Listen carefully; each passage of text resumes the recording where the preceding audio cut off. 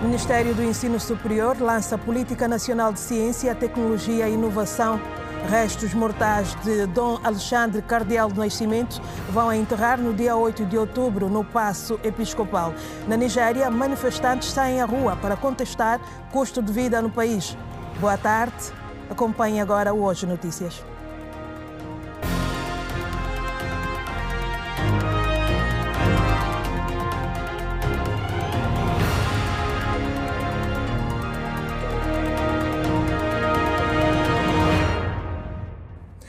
Uma vez mais, boa tarde. Segunda-feira, 30 de setembro de 2024. Vamos às notícias. O aparecimento de algas no mar de Benguela está a preocupar os pescadores artesanais do município do Lubito devido à escassez do pescado. O fenómeno é justificado com alterações climáticas, de acordo com os pronunciamentos do Instituto de Investigação Marinha. Estas algas têm vindo a prejudicar a atividade pesqueira dos pescadores artesanais no município do Lubito, que falam em dificuldades na captura do peixe. No semblante destes cidadãos é visível a preocupação dada à floração das algas que tomaram conta da zona onde abunda o peixe. Toda a água é muito castanha, lá fora a água está limpa, é só duas correntes, está puxando sul-norte. É isso que está fazendo que o peixe não morre, mas o problema que está fazendo é através do limo. E isso já vai ao caminho de 2 meses. Há 2 meses que não estamos apanhando peixe aqui, não compramos. E mesmo se arrebentir, aí vem você apanha lá um monte, aí vem a pessoa apanha, vem zero, não apanha mesmo nada. Isso quase é mesmo a mudança do quê? Da tempestade do quê? Do tempo frio para o calor. Quando aparece o das tempestades, as coisas tudo muda.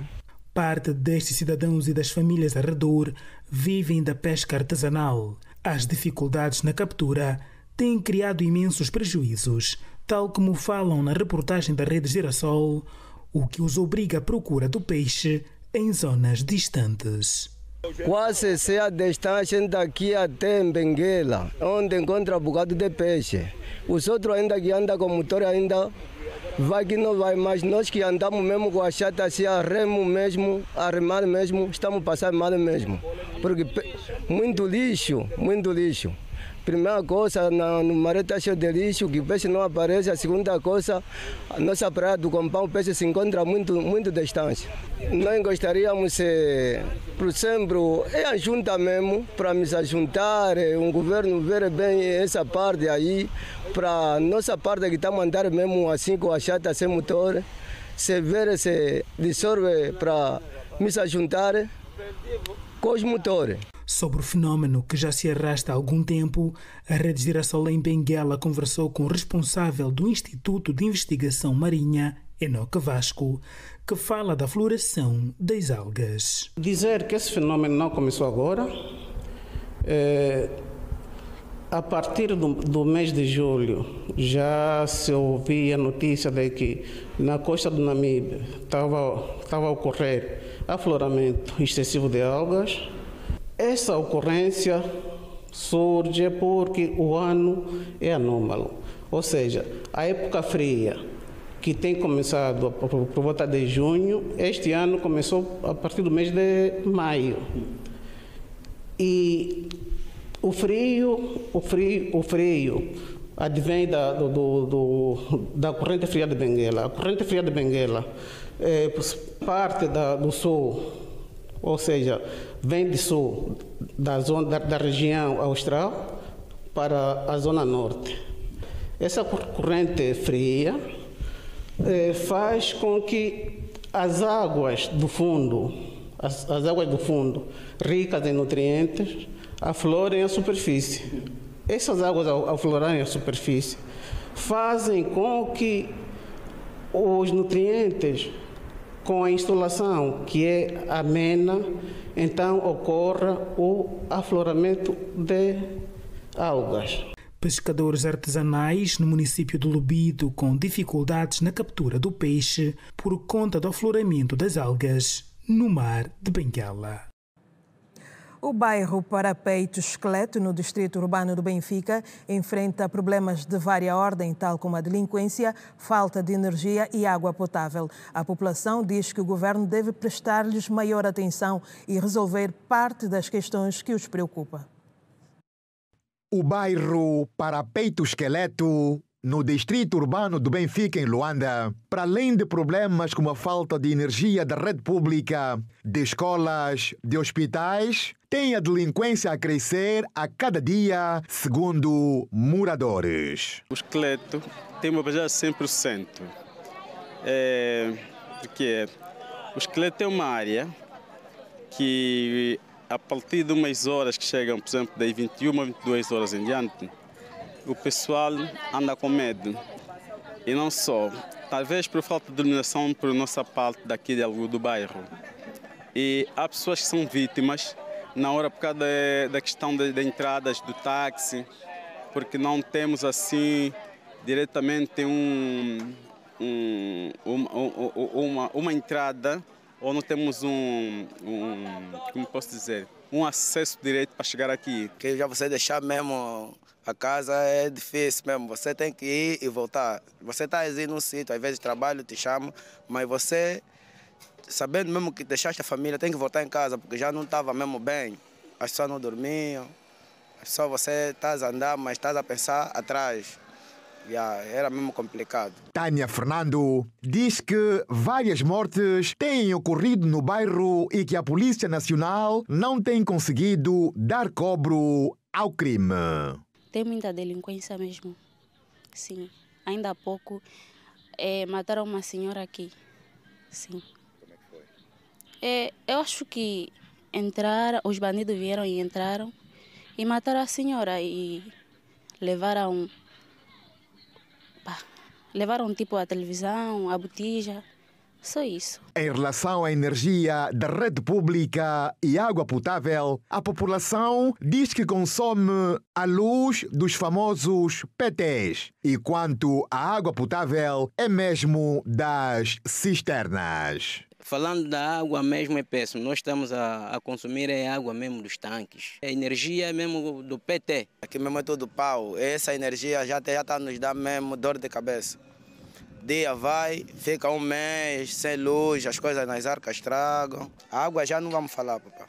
A água não vamos falar. Aqui até só para você comprar uma cisterna agora um tanque cisterna, 20 mil litros, falas em 50 mil. Na altura que nós chegamos aqui no Parapeito, era mesmo 10 mil litros, 10 mil kwanzas. Mas agora, pai, tudo mudou mesmo. Moradores apelam para que se coloque serviços básicos na zona. Entretanto, nenhum dos moradores nos soube dizer a origem do nome do bairro.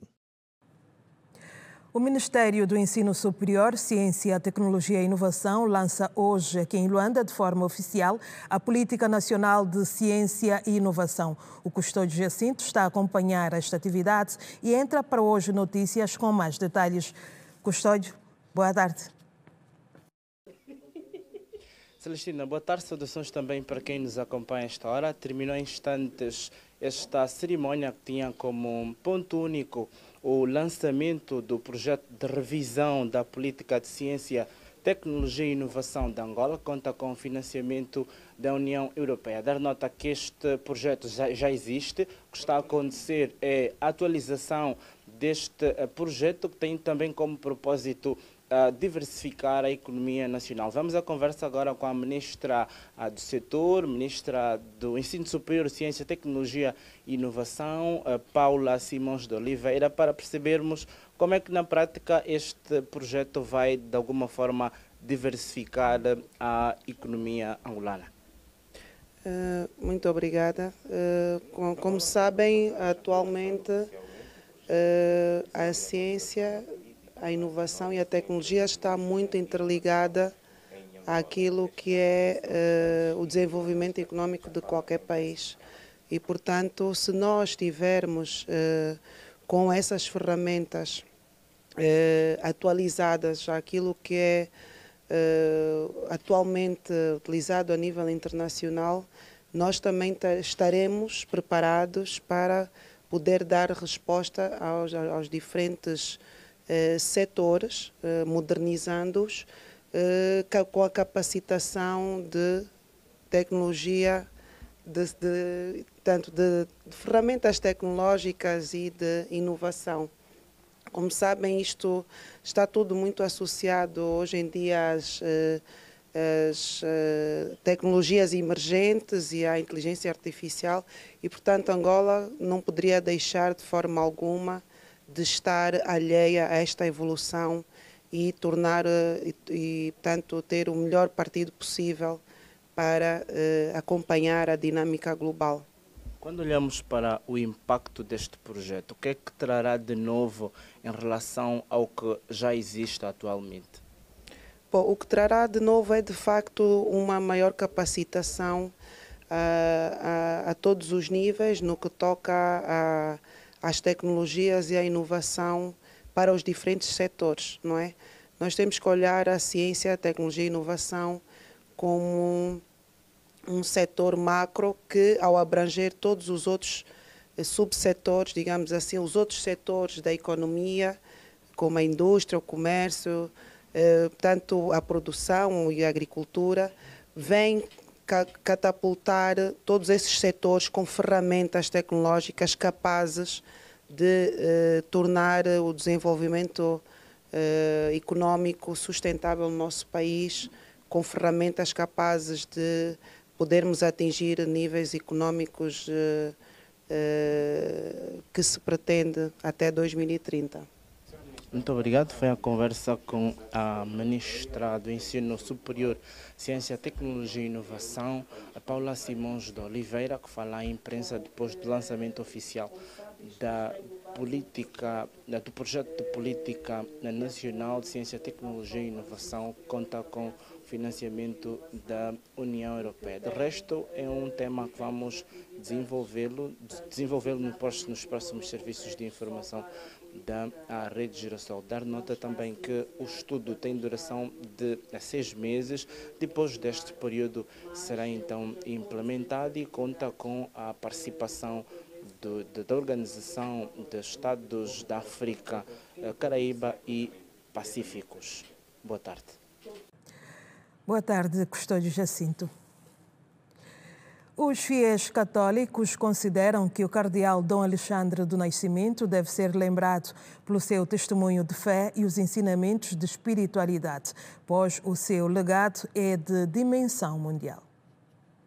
Foi a 30 de novembro de 2021 que o governo de Angola homenageou Dom Alexandre Cardeal do Nascimento, atribuindo o seu nome ao Complexo Hospitalar de Doenças Cardiopulmonares em Luanda. O diretor-geral da Unidade Sanitária, Carlos Alberto Masseca, fala da consternação pela morte do patrono da instituição. Estamos a ver um momento de tristeza e isto vive-se, quer falarmos com os nossos trabalhadores, falando com os nossos colegas de trabalho. Carlos Masseca disse também que no hospital se segue as recomendações deixadas por Dom Alexandre Cardeal do Nascimento, a quando de uma visita. Foi a sua preocupação com o tratamento das crianças que têm problemas cardíacos, que necessitam de cirurgia cardiovascular. E foi quase que uma recomendação dele para cuidarmos das crianças. E eu acho que isto ficou marcado em todos nós. Mateus Valentim, médico internista, ressalta o aspecto da humanização. Como trabalhadores, inspirados no sentido de humanidade deste grande patrono, estamos todos contritos e atribulados por este passamento físico. Este paciente disse que a atribuição do nome foi merecida e que o legado do cardeal será sempre lembrado. Sabia falar, respeitar as pessoas, os mais novos, os mais velhos, e é de lamentar, mas é muito bom que esse nome ainda continue para que as novas gerações também venham num dia a conhecer que foi esse cardeal. O Complexo Hospitalar de Doenças Cardiopulmonares, Cardeal Dom Alexandre do Nascimento, conta com mais de 300 camas, 212 das quais em quartos de isolamento e 88 em enfermarias gerais. Recordo que Dom Alexandre do Nascimento faleceu no passado sábado. E voltamos ao Hospital Cardeal Dom Alexandre do Nascimento, onde 100 pacientes que haviam sido operados com sucesso no bloco operatório do referido hospital estão a ser receberam hoje a visita da equipa cirúrgica daquela unidade hospitalar. Quem acompanha esta atividade é a Manuela Costa, que junta-se a nós com mais detalhes. Manuela, boa tarde. Olá, Celestina Viva, boa tarde a toda a audiência que nos acompanha. Estamos aqui no Hospital Cardeal, como fizeste referência, e estamos a testemunhar este encontro de pacientes que já foram aqui operados e que hoje também estão aqui para prestar apoio aos outros pacientes que ainda seguem em consulta. Estamos a falar de mais de 700 cirurgias que já foram feitas aqui nesta unidade e hoje, então, este encontro vai aqui acontecer à volta de trocas de experiências e também incentivo, sobretudo encorajamento para estes pacientes aqui do Hospital Cardeal Dom Alexandre do Nascimento. Eu vou agora, neste momento, a conversa com o médico cirurgião cardiovascular, o Dr. Yuri Betuel. Muito boa tarde. Coração, ou Amigos do Coração, é o grupo que promove esta iniciativa. Qual é o objetivo? Muito boa tarde a todos os telespectadores dessa cadeia televisiva.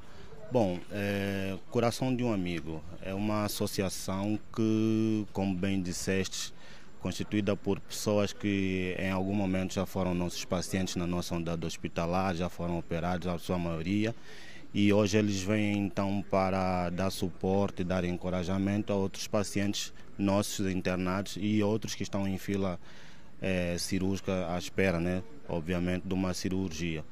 Bom, o principal objetivo é não só encorajar os nossos pacientes internados, mas também, do ponto de vista geral, conscientizar a população em geral sobre os riscos da doença cardiovascular como tal, né?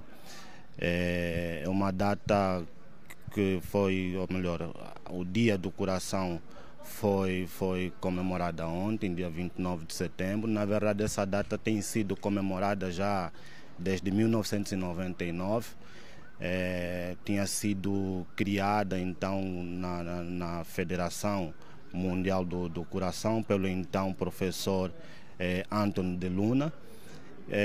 Essa data comemorativa foi criada junto com a Organização Mundial da Saúde e o principal objetivo é esse: conscientizar a população mundial sobre os riscos da doença cardiovascular e a sua prevenção também. Qual é o estado em que muitos pacientes chegam aqui a esta unidade e, ao todo, quantas cirurgias é que vocês realizaram com sucesso em 2023?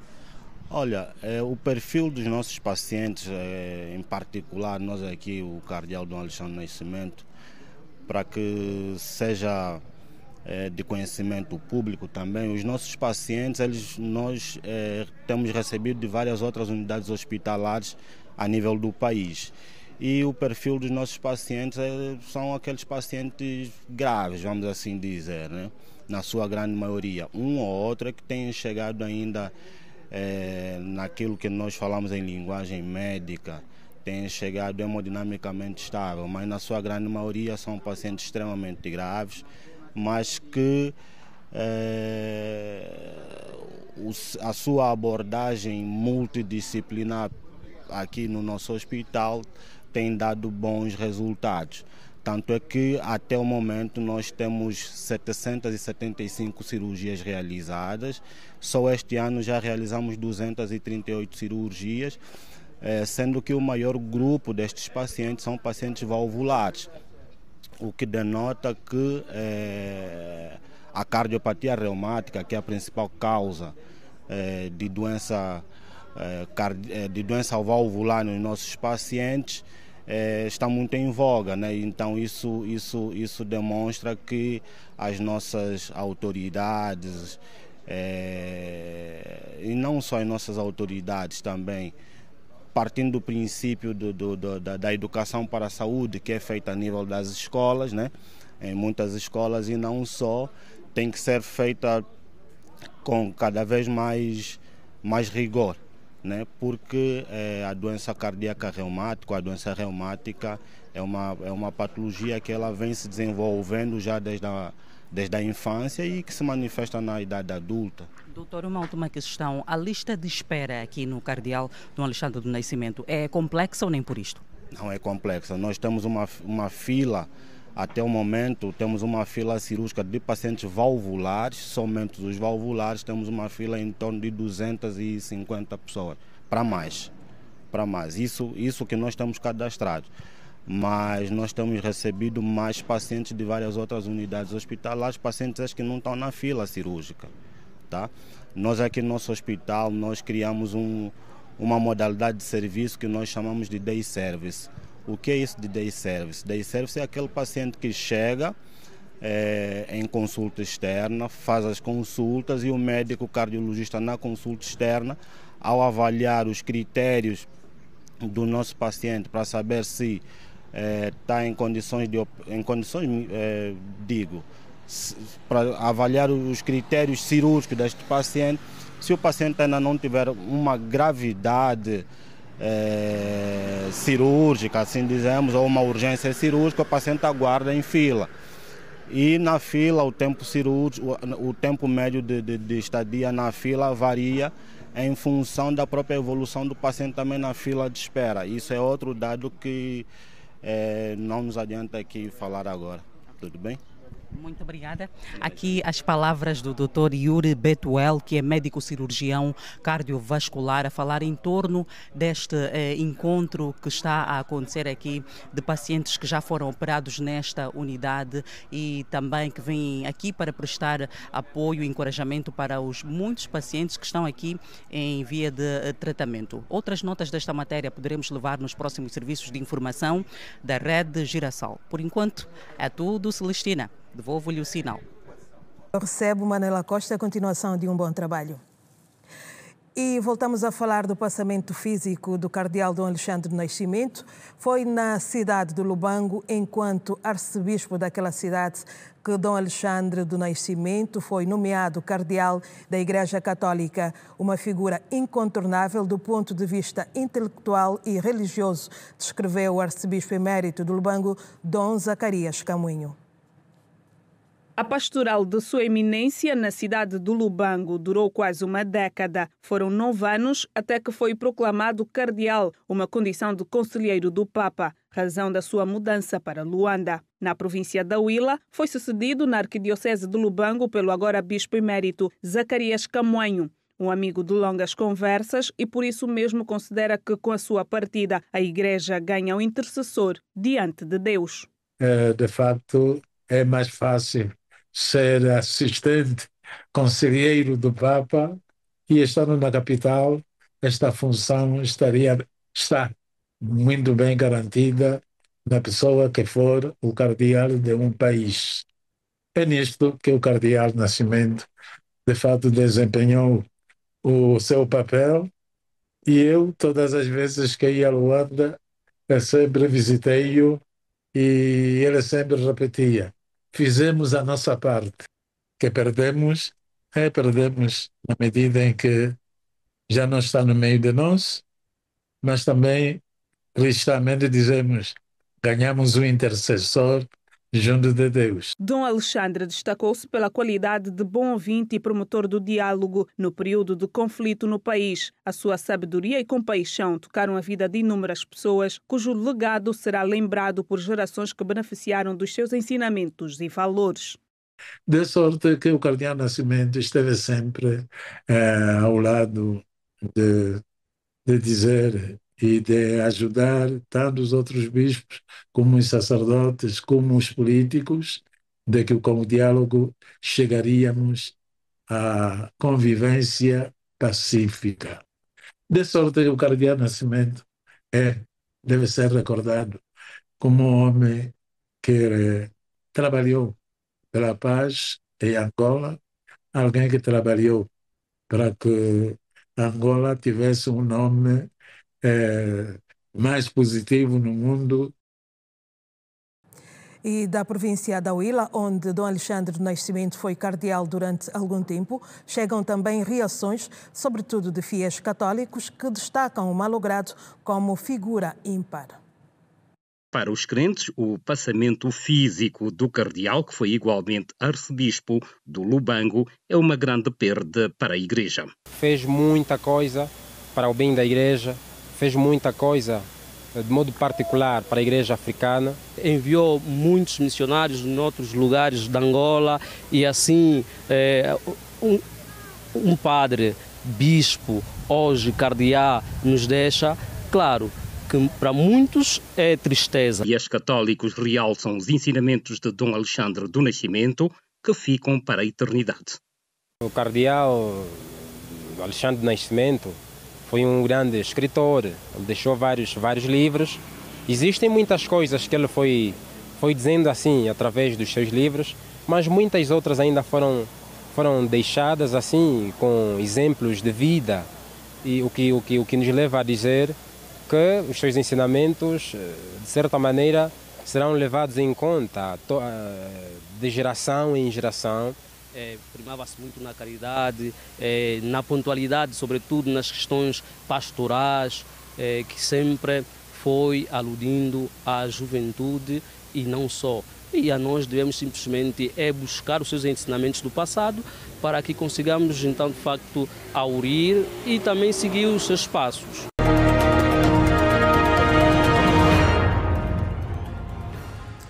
Seja bem-vindo de volta às notícias. O secretário de Estado para o Petróleo e Gás, José Alexandre Barroso, disse em entrevista exclusiva à Rede Girassol que atualmente a produção de um barril pode custar metade do preço da venda.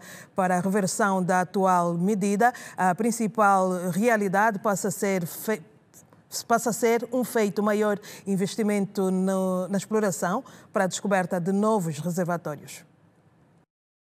As reservas angolanas certificadas em 2023 apontavam para cerca de 3 mil milhões de barris de petróleo, números nada animadores para o desenvolvimento do setor. No passado, Angola chegou a produzir diariamente perto de 2 milhões de barris por dia. Entretanto, parou no tempo e desinvestiu na exploração e prospecção. O secretário de Estado para o Petróleo e Gás, José Barroso, admitiu que o país falhou e tem estado a pagar as consequências. O principal ator para a atração de investimento é o Estado, é o Governo, são as instituições públicas ligadas ao setor petrolífero, nomeadamente o Ministério, na altura o Ministério dos Petróleos, a Sonangol enquanto concessionária nacional e todos os outros agentes que não gizaram, diria eu, as políticas e os programas necessários para incentivar realmente os investidores a participarem no esforço de exploração. Na entrevista exclusiva concedida à Rede Girassol por ocasião do Dia Mundial do Petróleo, assinalado neste domingo, 29 de setembro, José Alexandre Barroso admitiu que em Angola o custo de produção ainda é muito alto. Nós diríamos que para produzir um barril de petróleo, o seu custo ronda se calhar cerca de 50% do seu preço depois. Porque ele é muito alto, porque primeiro, o nosso país não importa tudo o que é tecnologia para a utilização de petróleo. O nosso país contrata muitas vezes financiamentos a custos elevados para podermos manter a indústria em funcionamento. O nosso país tem também muitos técnicos ainda estrangeiros, portanto, que também custam divisas ao nosso Estado, e esses custos todos são incorporados no custo do barril de petróleo. Portanto, tanto em termos de CAPEX, de investimento nas instalações e equipamentos, como OPEX, né, que é mais na questão da operação. Portanto, nós devemos perder cerca de 40% a 50% do valor de petróleo em termos de custo. De toda a produção feita nos campos nacionais, o país fica com cerca de 42%, divididos entre a Sonangol e a Agência Nacional de Petróleo, Gás e Biocombustíveis. E se nós olharmos para o geral da nossa produção, a situação atual, a Sonangol tem se calhar o direito a cerca de 20%, entre 18% e 20% dos barris que são produzidos em Angola. Por outro lado, o nosso Estado, por via da Agência Nacional de Petróleo, Gás e Biocombustíveis, também tem alguns direitos. Os direitos do Estado adquiridos por via da concessão, autorização de exploração desses blocos. E aí o Estado tem também cerca de 20, 22%. Portanto, em resumo, o nosso país fica com cerca de 40 a 42% de toda a produção realizada no nosso país. Na entrevista ao secretário de Estado, José Alexandre Barroso, referiu que o país deve continuar com o processo de diversificação da sua economia, mas lembrou que o petróleo ainda será o carro-chefe da economia angolana por muitos mais anos. O Ministério da Educação, através da Direção Nacional de Educação Pré-Escolar, realiza, junto com o Ministério da Saúde, ações de formação para a campanha de desparasitação nas escolas do ensino primário e primeiro ciclo do ensino secundário, com a administração de albendazol aos alunos com idades compreendidas entre os 5 e os 14 anos de idade. O Simão João traz mais dados sobre esta ação. Simão, boa tarde. Exatamente, muito boa tarde. Terminou há instante este lançamento da campanha oficial de desparasitação das crianças em idade escolar, isto é, do primeiro ciclo e também do ensino primário. Uma campanha que de resto vai se estender a nível de todas as províncias, das 18 províncias do nosso país. Já aqui falou o secretário de Estado para a Saúde Pública e também a ministra da Educação. Mas agora vamos mesmo perceber este projeto, esta campanha, com a gestora deste projeto, Irene Neto. Muito boa tarde. Para já estamos a falar de uma campanha que se prevê estender a nível das 18 províncias do país. Qual é de facto o grande objetivo deste projeto? Muito boa tarde, senhores jornalistas. Esta campanha está a ser implementada ou vai ser implementada a nível de 12 províncias do país.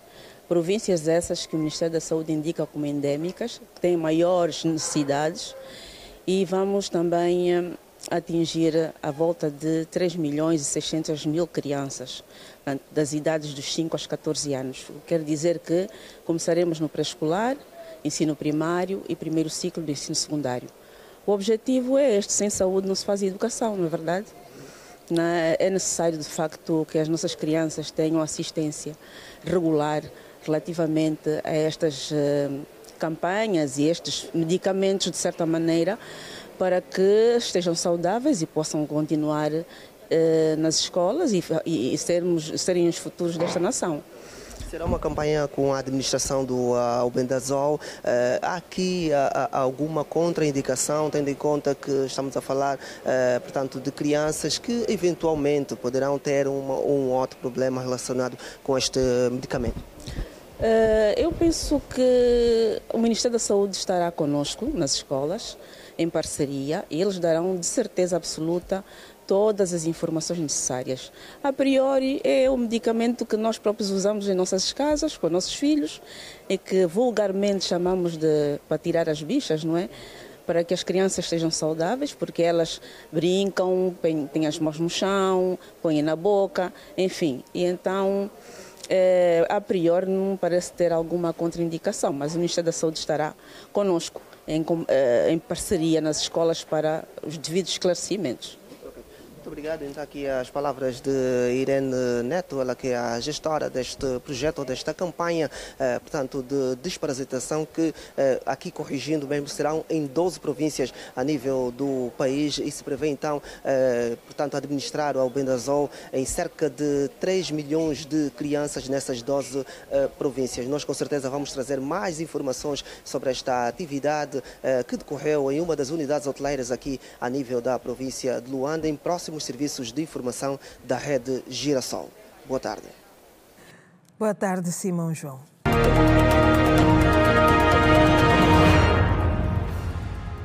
Seja bem-vindo de volta às notícias e vamos à página internacional. A Nigéria poderá assistir a novas manifestações nesta terça-feira, com os cidadãos a protestarem contra a crise do custo de vida.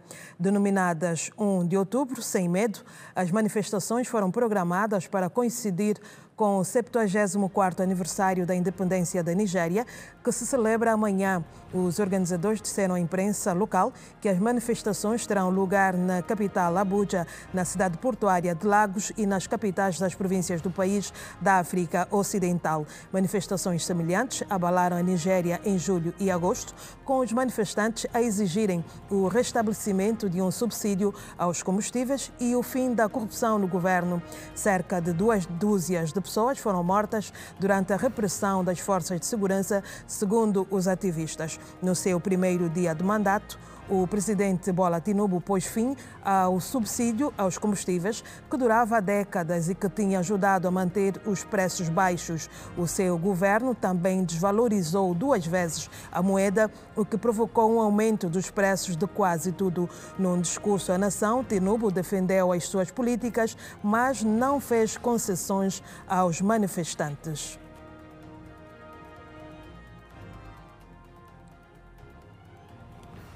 Na viagem de regresso a Roma, após a visita à Bélgica, o Papa Francisco falou do aborto e descreveu os médicos que o fazem como assassinos. Permitam-me o termo. Assassinos são assassinos e é indiscutível. Estão a matar uma vida humana, contestou Francisco. As críticas ao Santo Papa não se fizeram esperar. Na Bélgica, os cidadãos contestaram e dizem que o aborto continua a ser uma questão política, onde mais de 500 pessoas sofreram abusos sexuais por parte de membros da Igreja. A Igreja Católica, esta foi a segunda vez em poucas semanas que Francisco falou sobre o aborto. Após regressar da Ásia no início deste mês, o Sumo Pontífice foi questionado sobre as próximas eleições nos Estados Unidos, tendo apelado aos eleitores para que votem no mal menor quando forem escolher entre o candidato que quer deportar migrantes e aquele que apoia o direito ao aborto, referências a Donald Trump e a Kamala Harris, respectivamente.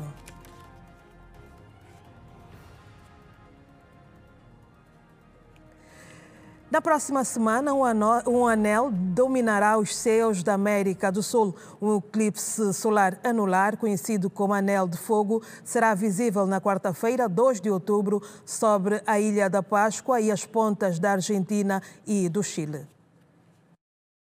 Os eclipses solares ocorrem quando o Sol, a Lua e a Terra se alinham de forma perfeita. A Lua projeta uma sombra que pode bloquear parcial ou totalmente a luz do Sol. Durante o eclipse anular, a Lua obscurece o Sol, com exceção de uma parte em forma de anel. Isto acontece porque a Lua está num ponto da sua órbita mais afastado da Terra. A Lua não é suficientemente grande para cobrir o Sol, explica a doutora Caroline Sumners, vice-presidente da Astronomia do Museu de Ciências Naturais de Houston.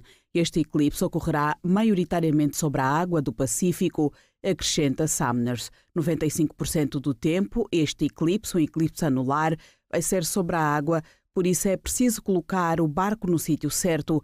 A maior parte das pessoas não vai ver, apenas 5% das vezes é sobre a Terra. Mas este eclipse atravessa a Ilha da Páscoa, que é o local habitado mais remoto de todo o planeta.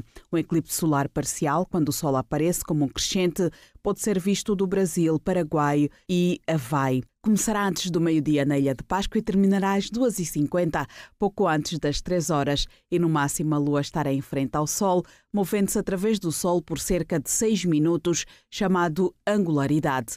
E não é um eclipse total, é um eclipse anular. Vai precisar de óculos para proteger os seus olhos, mas é um acontecimento invulgar que se torna ainda mais invulgar pelo local invulgar de onde o poderá observar, diz a doutora Sumners. O eclipse solar ocorre cerca de 2 e 5 vezes por ano, mas só são visíveis de locais que ficam sob a estreia sombra da Lua. O eclipse solar total atravessou a América do Norte em abril.